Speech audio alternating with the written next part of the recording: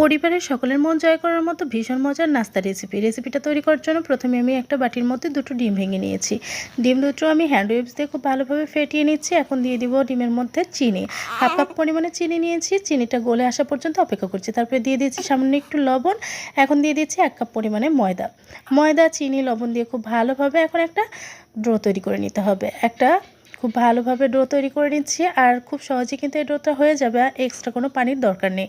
আমি এখন ডোটা তৈরি করে একটা লেচি কেটে নিচ্ছি। লেচিটা থেকে আমি একটা ফেরার মধ্যে নিয়েছি।